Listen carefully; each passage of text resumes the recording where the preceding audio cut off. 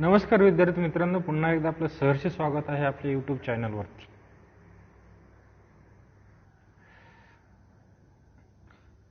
विद्यार्थी मित्रांनो, आज आपण chapter number 5 cell structure and organisation ह्या चॅप्टरपासून सुरुवात करणार आहे.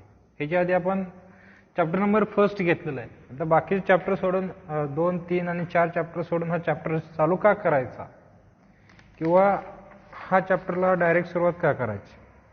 आपण कशाचा स्टडी करतोय तर बायोलॉजी ह्या सब्जेक्टचा स्टडी करतोय. बायोलॉजीमध्ये काय केलं जातं? Study of living organism.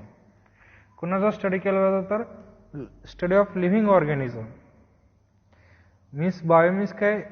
Living organism. आणि लॉजी म्हणजे काय? Study of study. म्हणजे ह्या लिव्हिंग ऑर्गॅनिझमचा आपण काय करतोय? स्टडी करतोय. जर आपण बघितलं तर each and every organism that are made up of काय? सेल. कुठलाही ऑर्गॅनिझम जर घेतला आपण तर तो कशापासून बनलेला आहे? हा सेल पासून काय झालेला आहे? बनलेला आहे. Made up of cell. Cell पासून काय झालेला? तो बनलेला आहे. सेल पासून बनला असल्यामुळे study of living organism to known the basic जे आहे त्याच्यामध्ये काय बेसिक कन्सेप्ट, बेसिक जो पाया जो आहे ऑर्गॅनिझमचा तर कोण आहे? तो सेल आहे. आणि त्याच्यामुळे आपल्याला सेलचं स्टडी करणं हे काय गरजेचं आहे. That are require. जर आपण बघितलं तर ह्या चॅप्टरमध्ये काय बघणार आहे? What is sale. सेल म्हणजे काय आणि विच इट कंटेन. ह्या सेलमध्ये काय आहे ते शिकणार आहे. म्हणजे सेलमध्ये कुठल्या कुठल्या पार्ट समावेश होतात. म्हणजे सेल ऑर्गॅनल्स म्हणजे सेलचे टाईप काय आहेत, काइंड ऑफ सेल काय आहे, सेल ऑर्गॅनल्स कुठले कुठले आहेत. ओके. त्याच्यामुळे ह्या चॅप्टरला नाव काय दिलंय तर cell structure and organisation. Cell structure and organisation दिलेलं आहे. आता सेल स्ट्रक्चर अँड ऑर्गनायझेशन ह्या चॅप्टर बद्दल जे कन्सेप्ट आहेत ह्या कन्सेप्ट ऑलरेडी तुम्ही शिकलेल्या आहेत 8वी 9वी 10वी मध्ये. सेलचे कन्सेप्ट जे आहे ते काय ऑलरेडी तुम्ही काय शिकलेलं आहे 8वी 9वी 10वी मध्ये काय केलेलं तुम्ही शिकलेला आहात. हुबेहूब पूर्णपणे चॅप्टर नाही परंतु ह्याच्या काही कन्सेप्ट काय झालेले तुम्हाला गेलेले आहेत. आणि तसं पाहिलं तर हा चॅप्टर अतिशय समजायला सोपं आहे. अंडरस्टँडिंग ह्याचं लगेच होत आहे. हे पण त्याच्या मागचं एक कारण आहे. ओके. फर्स्ट ऑफ ऑल ह्या ठिकाणी काय कॅन यू रिकॉल हे पूर्वीच्या नॉलेजवरती प्रश्न दिलेले आहेत आपल्याला. 3 प्रश्न आहेत. 4 क्वेश्चन आहेत. First question, who observe the cell under microscope in the first time. First time ही जी सेल आहे ही कुणी ऑब्झर्व केलेली आहे अंडर द मायक्रोस्कोप. जर आपण बघितलं तर रॉबर्ट हुक हा जो शास्त्रज्ञ आहे. कोण? रॉबर्ट. आपल्याला ह्या ठिकाणी पॉइंटर नसल्यामुळे लिहिण्यासाठी अडचण येते. काय? हुक हा जो शास्त्रज्ञ आहे ह्या शास्त्रज्ञाने काय केलेलं आहे पहिल्यांदा ही सेल जी आहे ती काय केलेली आहे ऑब्झर्व केलेली आहे. Second question, who is first made of microscope. Microscope पहिल्यांदा कुणी बनवलेलं आहे. आता ह्याच्यामध्ये कॉन्ट्रावर्सीज आहेत. म्हणजे कोण एका शास्त्रज्ञाचं नाव घेतं तर कोण दुसऱ्या शास्त्रज्ञाचं नाव घेतं. म्हणजे जॉन्सन कोण घेतं तर आपण आतापर्यंत शिकत आलेलो अँटोनी लेव्हनहुक ह्या शास्त्रज्ञाने काय केलेलं पहिल्यांदा मायक्रोस्कोप बनवलेलं आहे. आपल्याला ज्ञात सोर्सनुसार आपण काय ह्या ठिकाणी अँटोनी लेव्हनहुक हा जो शास्त्रज्ञ आहे that are made the first microscope. Third question जे आहे, how do onion peel cell and our body cell is different. Onion काय आहे? दॅट आर द प्लांट आहे. ओनियन पील सेल आणि आपल्या बॉडीच्या सेल ह्यांच्यामधला डिफरन्स काय? तर ह्याच्यातले ऑब्व्हियसली आपण प्लांट आणि ॲनिमल सेलचा डिफरन्स ऑलरेडी तुम्ही पाठीमागच्या इत्यामध्ये शिकलेला आहे. प्लांट सेल आणि ॲनिमल सेल यांच्यामधला जर डिफरन्स बघायचा झाला तर त्या ठिकाणी प्लांट सेलमध्ये सेल वॉल प्रेझेंट असतो आणि ॲनिमल सेलमध्ये काय नसतो. हा सेल वॉल जो आहे काय बघा सेल डिफरन्स काय याच्यामध्ये सेल वॉल. सेल वॉल कोणामध्ये प्रेझेंट असतो? That are present in the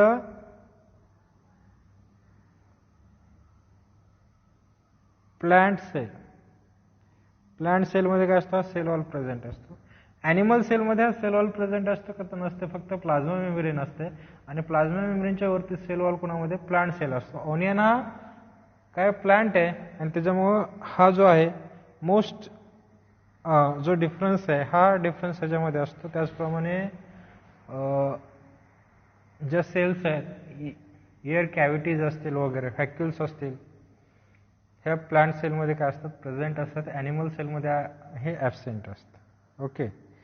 पुढचं why bacterial nucleus is said to be primitive. Bacterial nucleus हा प्रिमेटिव्ह का म्हणायचं? प्रिमेटिव्ह म्हणजे काय फर्स्ट आलेला. आता बॅक्टेरियल न्यूक्लियस जर बघितलं आपण तर प्रोकॅरियोटिक सेलमध्ये जर ऑर्गनायझेशन बघितलं तर हा न्यूक्लियस काय असतो थ्रूआउट द सायटोप्लाझम असतो, प्रेझेंट असतो. आणि ह्याच्यामध्ये जर बघितलं हा न्यूक्लियस प्रिमेटिव्ह का म्हणायचं? कारण हा अनडेव्हलप्ड असतो. काय असतो हा? प्रिमेटिव्ह मीन्स काय? Undeveloped nucleus. म्हणजे अनडेव्हलप्ड कसा असतो? हा न्यूक्लियस सारखा असतो परंतु that are not a right nucleus. म्हणजे न्यूक्लिअर युकॅरियोटिक सेलमध्ये जसा न्यूक्लियस आहे तसा नसतो. त्याच्यामुळे ह्याला काय म्हणतो आपण? प्रिमेटिव्ह न्यूक्लियस म्हणतो. ओके. हे झाले किती 4 क्वेश्चन. आता आपल्याला ॲक्च्युली सेल मागवायचं. आपण ऑलरेडी सेल शिकत आलेलो आहे. सेलची डेफिनेशन ऑलरेडी आपण शिकत आलेलो आहे. सेलला काय म्हणतात? आपल्या मनामध्ये जसं कोरलेलं आहे काय? Cell is the fundamental unit of life. म्हणजे बेसिक आहे. Cell is the fundamental unit of life. का म्हटलं आपण? सेलपासून काय तयार होतं? सेलपासून काय फॉर्मेशन होतं? तर टिश्यू होतो. टिश्यूपासून काय तयार होतं? ऑर्गन. ऑर्गनपासून सिस्टीम. आणि सिस्टीमपासून काय होत असतं? तर बॉडी. आणि म्हणजेच काय? ऑर्गॅनिझम तयार होत असतं. हे काय आपल्या सगळ्याला माहिती आहे. इच अँड एव्हरी ॲनिमल त्याचं जर फंडामेंटल युनिट काय असेल तर सेल असेल. जी सेल आहे ह्या सेलपासून डिफरंट टाईप ऑफ सेल पासून हा ऑर्गॅनिझम तयार झालेला आहे. सिंगल सेल जे प्रोकॅरियोटिक सेल आहेत हे काय सिंगल सेल्युलर आहेत, म्हणजे एकच सेल प्रेझेंट असते. आणि जे युकॅरियोटिक आहेत त्यांच्यामध्ये काय अनेक सेल्स काय असतात प्रेझेंट असतात. ओके. आता या ठिकाणी जर आपण बघितलं तर cell is called the structural and functional unit of life of all living organism capable of independent existence and can perform all function of life. Cell ला काय म्हणतात पण? that are the structural and functional unit of life in all living organism. हे जे living organism आहेत ह्या living organism मधलं structural and functional unit काय असेल तर सेल आहे. म्हणजेच काय? हे फंडामेंटल युनिट आहे. आणि that cell are capable of independent existence. स्वतंत्र एक्झिस्ट होण्यासाठी ते कॅपेबल आहे. आणि कशासाठी महत्वाचं आहे तर perform all function of life. आपलं लाईफ जे जीवन आहे आपल्याला जीवन जगण्यासाठी जे फंक्शनिंग रिक्वायर आहे हे सगळे फंक्शनिंग परफॉर्म करण्याची कॅपॅसिटी ही कुणामध्ये असते तर ह्या सेलमध्ये असते. ओके. कुणामध्ये असते? ह्या सेलमध्ये असते. आपण जर बघितलं हे सेल आपल्याला डोळ्याने दिसतात का तर अँसर शुड बी नो. ह्या सेल ज्या आहेत हे आपल्याला क्लिअरली डोळ्याने दिसत नाहीत. They are not visible two eyes. आणि जर आपल्याला सेलचा स्टडी करायचा असेल तर देअर इज नीड ऑफ काय? मायक्रोस्कोप. कशाची आवश्यकता आहे आपल्याला? मायक्रोस्कोप. सगळ्यांनी मायक्रोस्कोप बघितला असेल. ज्यांनी नसेल बघितलं त्यांना आपलं कॉलेज चालू झाल्यानंतर बघायला भेटेल. आपल्या लॅबमध्ये 3-4 मायक्रोस्कोप आहेत. आता हे मायक्रोस्कोप जे आहेत हे जसजसं शोध लागत गेले जसजसं प्रगती होत गेले हे मायक्रोस्कोप पण बदलत गेले. सुरुवातीला स्मॉल मायक्रोस्कोप त्याचं जे रिझॉल्युशन पॉवर मॅग्निफिकेशन जे पॉवर आहे ते कमी असणार. आणि आता सगळ्यात मोठा कुठला इलेक्ट्रॉन मायक्रोस्कोप आलेला आहे. त्याचं कितीतरी जास्त प्रमाणात काय मॅग्निफाईंग पॉवर आहे. मॅग्निफाईंग म्हणजे तुम्ही CID वगैरे मॅग्निफाईंग पॉवर म्हणजे काय तर तुम्ही CID किंवा अजून कुठल्या क्राईम रिलेटेड स्टोरी बघितल्या असतील. त्याच्यामध्ये ते एक छोटंसं भिंग घेतात आणि त्या भिंगाच्या साह्याने जे अक्षरं लिहिलेले आहेत हे काय करतात, ते मोठ्या ह्याच्यामध्ये वाचतात. ते अक्षर काय करतात, आपण त्या छोटं अक्षर लिहिलेलं असलं तर त्याच्यावर धरलं तर ते काय दिसतं आपल्याला, मोठं दिसतं. म्हणजे त्याची मॅग्निफिकेशन पॉवर आपण म्हणतो त्याला, ती काय असते, मोठे असते, जास्त असते. म्हणजे छोटं जरी असेल तर ते काय दिसणार, ऑब्जेक्ट आपल्याला मोठं दिसणार आहे. त्याच्यामुळे आपले सेल अतिशय किती मायक्रॉनचे सेल असते आणि हे आपल्याला काय दिसत असते, मोठ्या स्वरूपात दिसत असते. आपण सेलचा स्टडी जो आहे बाय युजिंग मायक्रोस्कोप करत असतो.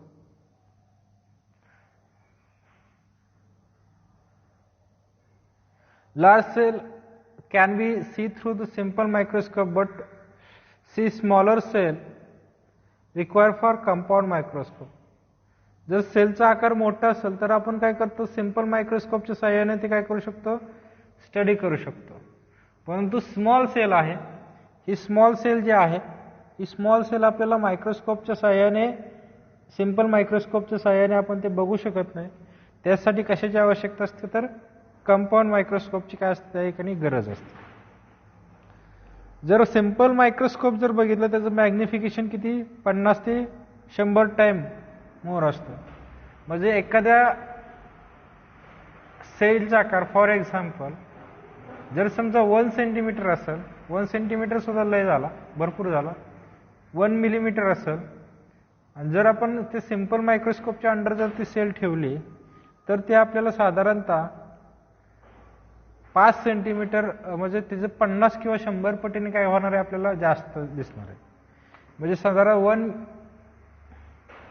मिलीमीटर असेल त्याचं काय होणार आहे, चं रूपांतर सेंटीमीटरमध्ये होणार. म्हणजे साधारणतः 5 ते 10 सेंटीमीटरपर्यंत ती सेल दिसू शकते, इतक्या मोठ्या प्रमाणात.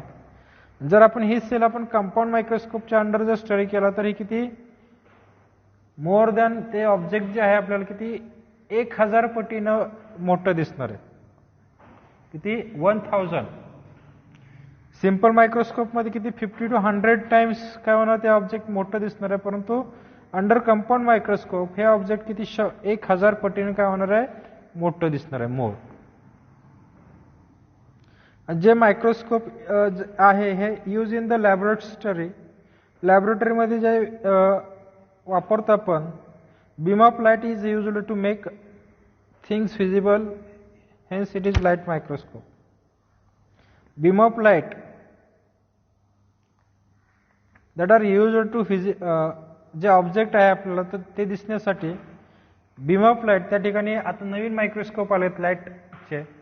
आपण तिथं बल्ब बीम ऑफ लाईट त्या ठिकाणी खाली वापरलेले आहे. जर आपण एखादा ऑब्जेक्ट, आपण मायक्रोस्कोपचा स्टडी आपण काय करतो, ते सूर्यप्रकाशाकडे काय करत असतो, ठेवून काय करत असतो, तो मायक्रोस्कोप ॲडजस्ट करत असतो. खिडकीमध्ये किंवा लॅबमध्ये जर तुम्ही मायक्रोस्कोप कधी वापरला असेल तर खिडकीमध्ये किंवा ज्या ठिकाणी सूर्यप्रकाश रूममध्ये ते लॅबोरेटरीमध्ये येतो त्या ठिकाणी मायक्रोस्कोप ठेवून तुमच्या सरांनी तो मायक्रोस्कोपच्या अंडर एखादा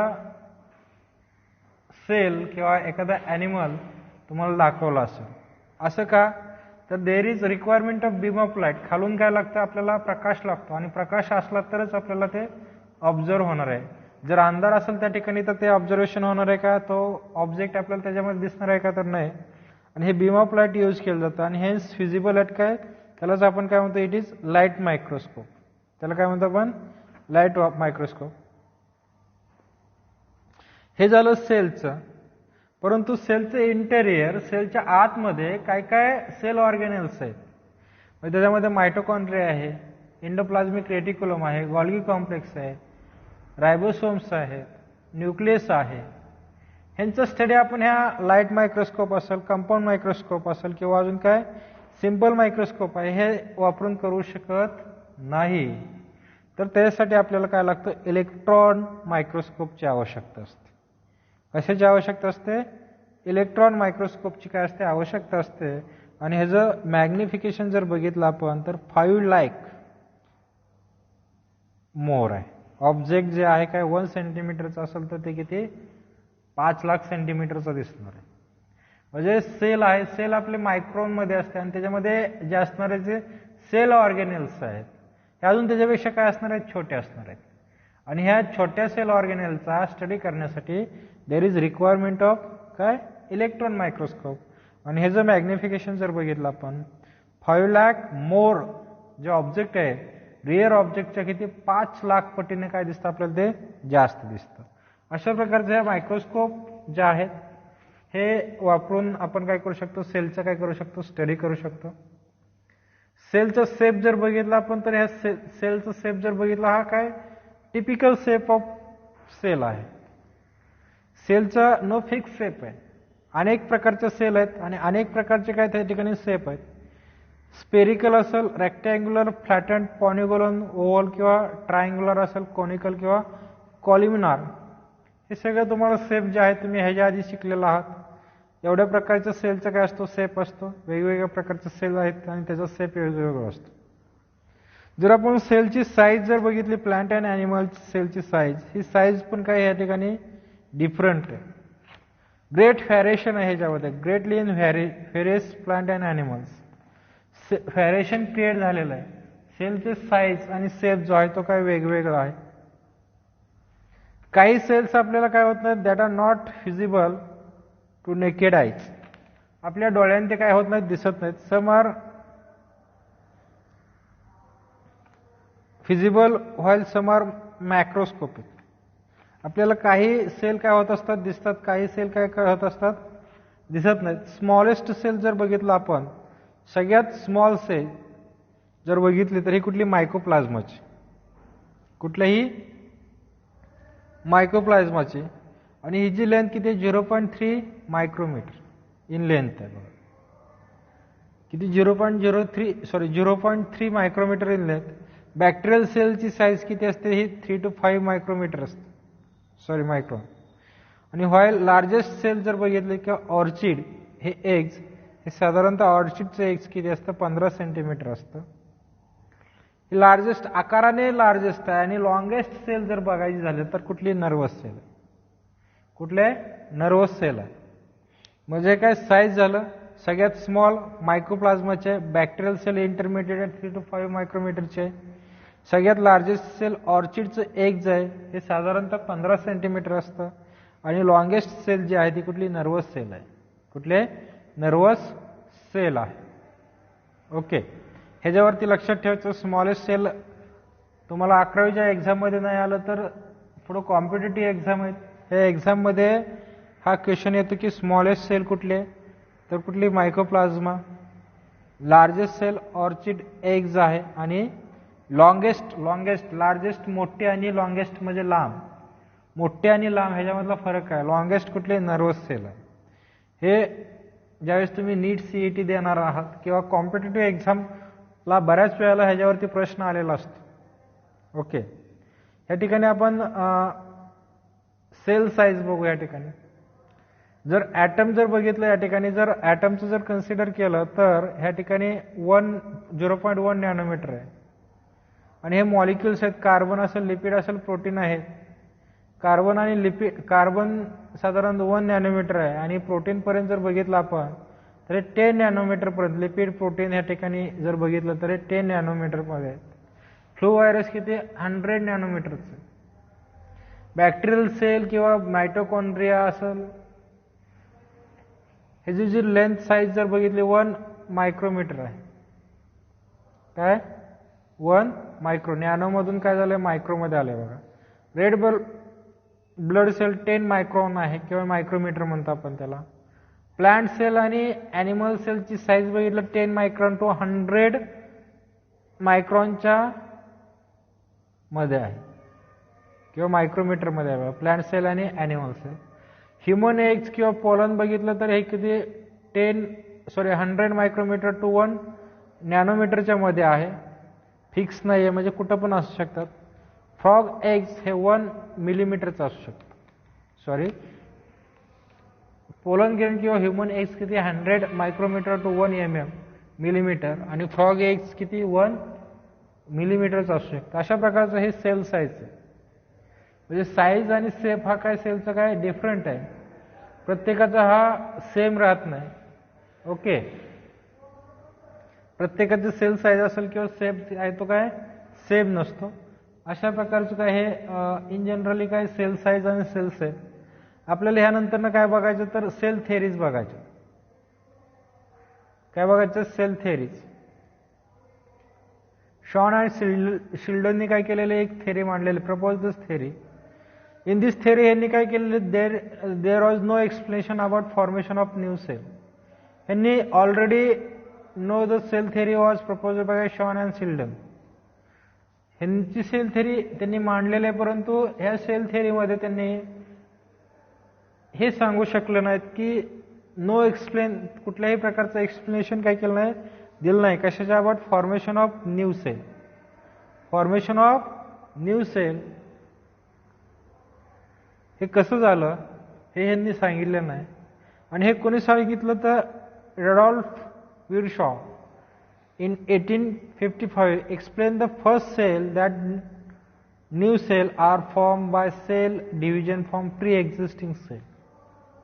ह्यांनी काय सांगितलं की नवीन सेल जी तयार होते ती कोणापासून तयार होते, तर पहिल्या सेल पासून तयार होते. परंतु कशी तयार होते, बाय द सेल डिव्हिजन. सेलची काय होणार आहे, डिव्हिजन होणार आहे from pre existing cell. Pre existing जी सेल आहे ह्या सेल पासून सेलची डिव्हिजन होऊन नवीन सेल काय होणार आहे, तयार होणार आहे.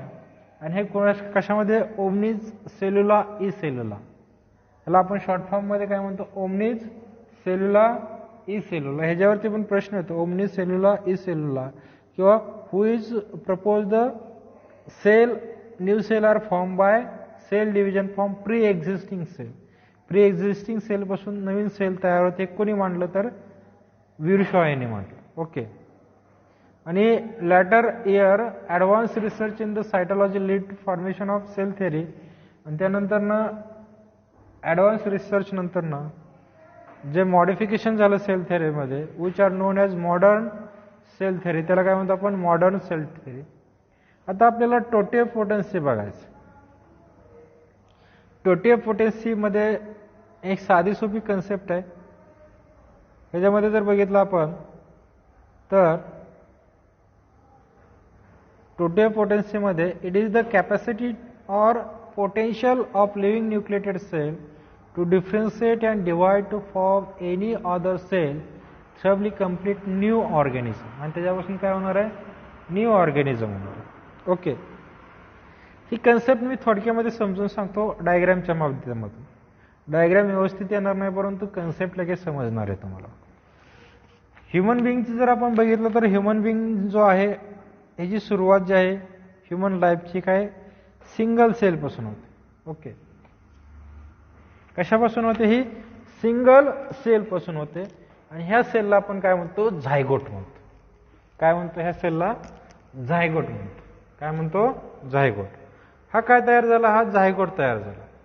ह्या झायगोटचं परत काय होतं, सेल डिव्हिजन होते. मग सेल डिव्हिजन पासून काय मोरोला होईल, परत काय ग्लास्टोला ब्लास्टोला, ह्या सगळ्या प्रोसेसतून काय आपल्या शरीरामध्ये काय होतात, ऑर्गन तयार होतात. परंतु ज्यावेळेस सेलची सेल डिव्हिजन होते, ह्या सेलपासून एका सेलपासून काय अशा अनेक सेल, आता मी या ठिकाणी सेल काढतो, जास्त काय होतात, अनेक सेल काय होतात, मल्टीसेल्युलर ॲनिमल तयार होतं ह्युमन बिंग. ओके. म्हणजे या ठिकाणी प्रत्येक compartment, each compartment shows the new cells. हे काय कंपार्टमेंट, काय न्यू सेल्स. म्हणजे ह्या ठिकाणी बघितलं आपण तर 1 2 3 4 म्हणजे अशा सेल्स आहेत ह्यामध्ये. आता आपल्या शरीरामध्ये डिफरंट टाईपचे सिस्टीम आहेत. आपलं शरीर जे आहे हे एका सेलपासून तयार झालेलं असतं सुरुवातीच्या काळात. आपल्या ह्युमन बिंग काय फॉर्म वन सेल. जो झायगोट असतो that are the single cell असतो. झायगोटचं डिवायडेशन होऊन काय होणार आहे, हा एम्ब्रिओ तयार झाला. आता एम्ब्रिओ मधले हे ज्या सेल्स आहेत दॅट आर, ह्या सेल्स पासून काय तयार होईल, नर्वस सिस्टीमचा पार्ट होईल. कुठला, नर्वस सिस्टीमचा. ह्या सेल आहेत, ह्या सेल पासून काय होईल, सर्क्युलेटरी सिस्टीम होईल. ह्या सेल आहेत ह्याच्यापासून एक्सक्रेटरी सिस्टीम होईल. ह्या सेल आहेत ह्याच्यापासून काय होणार आहे, इंटेलिजंट वगैरे काय, ब्रेन वगैरे काय असेल, कंट्रोल कोऑर्डिनेशन. म्हणजे प्रत्येक सेलपासून काय होणार आहे त्या ठिकाणी दुसरा कुठला तरी सिस्टीमचा, एकच सिस्टीमचा पार्ट होणार तर नाही, तर दुसऱ्या कुठल्या तरी सिस्टीमचा काय होणार त्या ठिकाणी भाग तयार होणार आहे. म्हणजे असे काय होणार या ठिकाणी, न्यू सेल्स काय होतील या ठिकाणी, एका सेल्सपासून ज्या सेल्स काय होतील, डिफरन्शिएट होतील आणि divide any other type of cell. आणि थ्रबली काय कम्प्लीट न्यू ऑर्गॅनिझम त्या ठिकाणी काय होणार आहे तयार होणार आहे. म्हणजे ही काय झाली टोटिओपोटेन्सी ऑफ सेल. म्हणजे एकच सेल आहे, ह्या एकाच सेलचं न्यूक्लिएटेड सेलचं काय होतं डिव्हाइड होतं, डिफरन्शिएशन होतं आणि काय होतं त्याच्यापासून अदर टाईपच्या सेल्स तयार होतात आणि ह्या अदर टाईपच्या सेल्सपासून काय होत असतं नवीन ऑर्गॅनिझम काय होणार आहे. म्हणजे ह्या नर्वस सिस्टीमचे असतील किंवा सर्क्युलेटरी एक्सक्रिएटरी सिस्टीम असतील किंवा रिप्रोडक्टिव्ह सिस्टीमच्या सेल आहेत, ह्यांचं फंक्शन काय नसणार आहे, सेम नसणार आहे. ह्या प्रत्येकाचं फंक्शन काय वेगवेगळं असतं. ओके. ऑल सेल काय totipotent because it has entire genetic information of the organism and its nucleus. हे ज्या सेल्स तयार होतात एम्ब्रिओमध्ये जे तयार होणाऱ्या सेल्स आहेत ह्या काय असतात टोटिओपोटेंट असतात. का तर त्यांच्यामध्ये काय तो जो ऑर्गॅनिझम आहे त्या ऑर्गॅनिझमची एंटायर जेनेटिक इन्फॉर्मेशन असते. काय असते entire genetic information of organism कुणाच्या त्याच्या न्यूक्लियसमध्ये. आणि ह्या एम्ब्रियोनिक सेल ज्या आहेत ॲनिमल सेल दॅट आर टोटिओपोटेंट आहेत. काय त्या टोटिओपोटेंट अँड टर्म ॲज का स्टेम सेल. त्याला काय म्हणतो आपण स्टेम सेल म्हणतो. काय म्हणतो त्याला स्टेम सेल. आणि cell are great medical application including cure of disease. जे डिसीज आहेत कॅन्सरसारखे डिसीज जे आहेत त्यांना क्युअर करण्यासाठी ह्या स्टेम सेलचा बऱ्यापैकी उपयोग होतो. फॉर एक्झाम्पल ब्लड कॅन्सर आहे. ब्लड कॅन्सर जे आहेत हा जो कॅन्सर कशामुळे होतं तर त्या ठिकाणी defect in the bone marrow. आता बोन मॅरो काय आहे की आपली लांब हाडं आहेत त्यांच्यामध्ये काय असतं आत पोकळे असते आणि त्याच्यामध्ये रेड कलरचं काय असतं टिश्यू असतं. दॅट इज कॉल्ड एज काय बोन मॅरो. आणि त्याच्यापासून काय बनत असतात तर आपल्या शरीरामधल्या ज्या सेल्स आहेत ह्या सेल्स बनत असतात. जर आपण त्या ठिकाणी बोन मॅरो खराब झालेला आहे आपला आणि ह्या बोन मॅरोमध्ये ह्या स्टेम सेल जर आपण इन्सर्ट केला, खराब झालेला बोन मॅरो काढला आणि त्या ठिकाणी स्टेम सेल जर इन्सर्ट केला तर त्या ठिकाणी काय होणार आहे तर ह्या स्टेम सेल काय करतील तर त्याचं त्या बोन मॅरोचं तयार करणार आहेत. म्हणजे तो बोन मॅरो तयार करण्यासाठी लागणाऱ्या ज्या सेल्स आहेत ह्या काय स्टेम सेलमध्ये असणार आहेत आणि बोन मॅरो त्या ठिकाणी नवीन बोन मॅरो काय होणार त्याचं फॉर्मेशन होणार आहे आणि that produce cells that are ज्या सेल्स बोन मॅरो परत प्रोड्यूस करणार आहे नवीन तयार झालेला त्याच्यामध्ये काय नसणार आहे कॅन्सरच्या सेल्स काय करणार आहेत प्रोड्यूस करणार आहेत. हे एक झालं उदाहरण. असे अनेक उदाहरणं आहेत की हे जे आहेत बोन मॅरो म्हणजे स्टेम सेल्स जे आहेत that are great medical applications आहेत इन्क्लुडिंग क्युअरिंग ऑफ डिसीज बरी करण्याची सुद्धा याची क्षमता आहे. ओके. आपल्याला नोन द सायंटिस्टबद्दल काय करायची माहिती काय घ्यायची आहे ठिकाणी. जे जर्मन बॉटनिस्ट कुठला Sheldon examined number of plant and counted various tissue of the plant are composed of different type of cell. ह्या शास्त्रज्ञांनी काय केलं शेल्डननी काय केलं तर नंबर ऑफ प्लांट जे आहेत हे एक्झामाइन केलं आणि मगाशी काउंटेड म्हणलं होतं इथं काय कन्क्लुडेड आहे. काय म्हटलं concluded various tissue of plant आणि जो व्हेरियस टिश्यू आहेत प्लांटचे ह्यांनी काय सांगितलं तर that are tissue of plant that are composed of different type of cell. काय डिफरंट टाईप ऑफ सेलपासून काय बनलेले आहेत हे टिश्यू बनलेले आहेत. At that time British zoologist Schwann ह्यांनी काय म्हणलं तर ह्यांनी काय प्रपोज केलं तर cell are bounded by thin membrane. सेलवरती काय बाउंडेड बाय काय cell membrane. Also explain about the existence of cell wall unique characteristics of plant cell. Cell wall जो आहे सेलवरती काय एक थिन मेम्ब्रेन आहे. आपण त्याला आता काय म्हणतो कुठल्या नावाने ओळखतो तर प्लाझ्मा मेम्ब्रेनने ओळखतो. कुठल्या नावाने प्लाझ्मा मेम्ब्रेनने. आणि त्याचप्रमाणे त्याने काय एक्सप्लेन केलं अजून काय cell wall is unique characteristics of plant cell. Cell wall जे आहे हे सेल वॉल फक्त कोणामध्ये आहे तर प्लांट सेलमध्ये. Unique characteristic of plant cell. On the basis of this observation ह्याच्यावरती ह्या बेसिसवरती काय ह्या ठिकाणी ऑब्झर्वेशन काय आहे तर he propose that animal and plant are made up of cell. याच्यावरून काय सांगितलं त्यांनी तर animal and plant that are made up of काय सेल. सेलपासून काय झालेलं आहेत ॲनिमल अँड प्लांट बनलेले आहेत, म्हणजे काय ॲनिमल आणि प्लांट कुणाचे प्रॉडक्ट आहेत, that are the product of cell. आपल्याला मॉडर्न सेल थेअरी शिकायची. एक्झाममध्ये ह्याच्यावरती क्वेश्चन येतो मॉडर्न सेल थेअरीवरती. पहिलं जे आहे ते काय तर postulate, all living organism are made up of cell. कशापासून बनलेलं आहे, सेलपासून बनलेलं आहे. आपण जर बघितलं प्रत्येक living organism that are made up of काय, सेल. सेलपासून काय झालेलं तो बनलेला आहे. दुसरं काय, cell arises from pre existing cell. Cell कुणापासून अरायझ झालेली तर प्री एक्झिस्टिंग सेल, जे पूर्वीची जुनी सेल आहे ह्या सेलपासून काय झालेली सेल अरायझ झालेली आहे, प्री एक्झिस्टिंग सेल. नवीन सेल तयार होते का तर नाही. नवीन सेल तयार होते म्हणजे कशी तयार होते तर पहिली जी सेल आहे ह्या सेलचं काय होतं, सेल डिव्हिजन होतं आणि त्या सेलपासून न्यू सेल काय होत असते, फॉर्म होत. ओके. परत काय म्हटलं, cell is the structural and functional unit of life. हे ऑलरेडी शिकलेलं आहे. सेल काय, that are the structural and functional unit of काय, लाईफ. लाईफचं स्ट्रक्चरल अँड फंक्शनल युनिट काय असेल तर काय असणार आहे तर सेल आहे.